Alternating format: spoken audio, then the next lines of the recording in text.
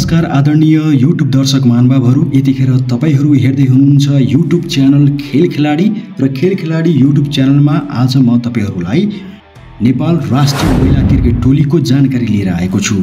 ICC women's world cup Asia क्वालिफायर्सको लागि क्यानले नेपाली महिला टोलीको प्रिपरेसन क्याम्प गरेको थियो, जसमा 20 खेलाडीहरू समावेश रहेका थिए र ती 20 खेलाडीहरूबाट छानिएर 14 खेलाडीको नाम सूची जारी गरेको छ, जसमा कप्तान रहेकी छिन् इन्दु वर्मा, त्यसैगरी भाइस क्याप्टनमा रहेकी छिन् पूजा महतो, त्यसैगरी खेलाडीहरू रोमा थापा, रुबिना छेत्री, बिन्दु रावल, कविता जोशी, सम्झना खड्का, राजमती ऐरी, रुबी पोडार, कविता कुँवर, शबनम राई, ईश्वरी विष्ट, मनिषा उपाध्याय र रिया शर्मा रहेकी छिन्।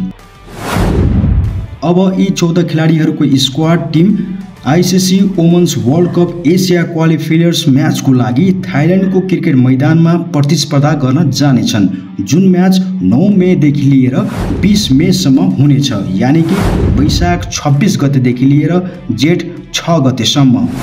युट्युब दर्शक महानुभावहरू, यदि तपाईँ थाइल्यान्डमा हुनुहुन्छ भने सो मितिको दिन नेपाली महिला टोलीलाई हौसला बढाउन सपोर्ट गर्न तपाईँको अमूल्य समयमा थोरै समय मिलाएर अवश्य पनि खेल मैदानमा गएर हौसला बढाइदिनु होला।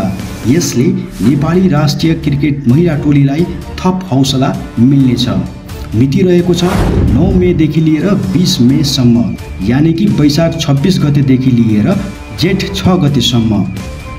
र नेपाली राष्ट्रिय महिला क्रिकेट टोलीलाई कडा प्रतिस्पर्धा गर्दै जित हासिल गर्न अग्रिम शुभकामना हामी दिन चाहन्छौँ र हामी नेपालीहरू सदैव तपाईँको साथमा रहने नै छौँ।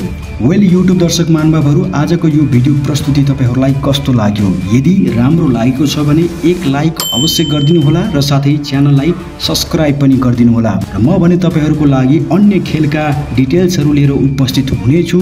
त्यतिन्जेलसम्मको लागि आज्ञा चाहन्छु। हवस् त, नमस्ते, जय नेपाल।